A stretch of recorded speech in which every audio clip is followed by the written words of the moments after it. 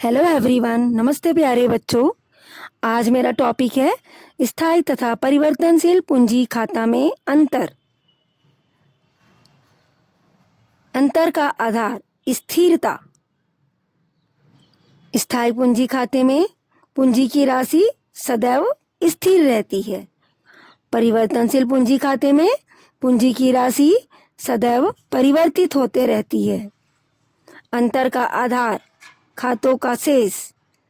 स्थायी पूंजी खाते का शेष हमेशा समाकलन या क्रेडिट शेष रहता है।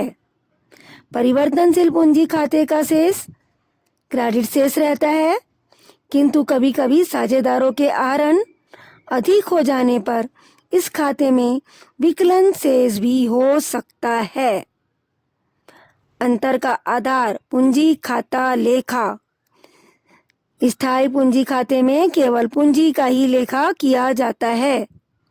परिवर्तनशील पूंजी खाते में पूंजी के साथ ही अन्य व्यवहार जैसे ब्याज, वेतन, कमीशन, लाभ आदि का भी लेखा किया जाता है। अंतर का आधार चालू खाता। स्थायी पूंजी खाते में साथ ही चालू खाता भी खोला जाता है, जिसमें साझेदार से संबंधित व्यक्तिगत व्यवहारों का लेखा किया जाता है। परिवर्तनशील पूंजी खाते के साथ चालू खाता रखने की आवश्यकता नहीं होती।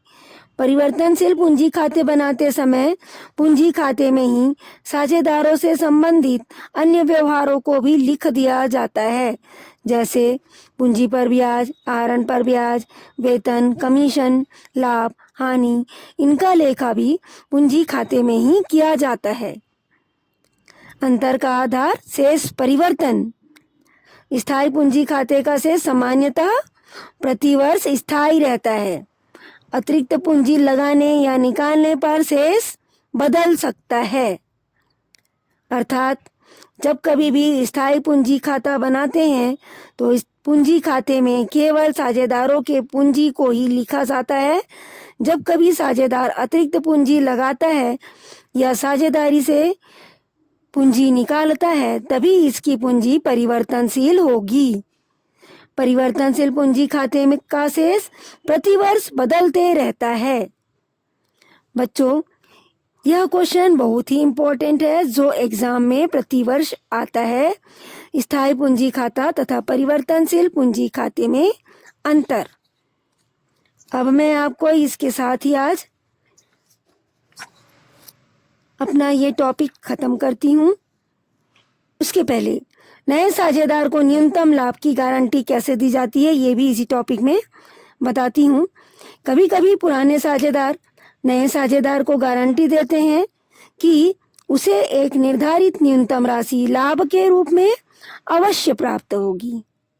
जब कभी भी कोई नया साझेदार साझेदारी में प्रवेश करता है तो पुराने साझेदार उसको एक निश्चित लाभ की गारंटी देते हैं। यदि उसे लाभालाभ अनुपात से मिलने वाला लाभ किसी वर्ष उस निर्धारित राशि से कम होगा जिसकी गारंटी दी गई है, तो इस कमी की पूर्ति गारंटी देने वाला साझेदार अपने लाभालाभ अनुपात से करते हैं। कभी कभी फर्म के किसी योग्य कर्मचारी को प्रोत्साहित करने के उद्देश्य से उसे साझेदार बनाकर उसे लाभ का एक हिस्सा दे दिया जाता है। साझेदार को अपने पारिश्रमिक की तुलना में जितना अधिक लाभ प्राप्त होगा, वह विशिष्ट साझेदार या सभी साझेदार द्वारा एक निश्चित अनुपात में वहन किया जा सकता है। अर्थात जब कभी भी साझेदारी में कोई एक नया साझेदार प्रवेश करता है तो पुराने साझेदारों द्वारा दी गई लाभ की गारंटी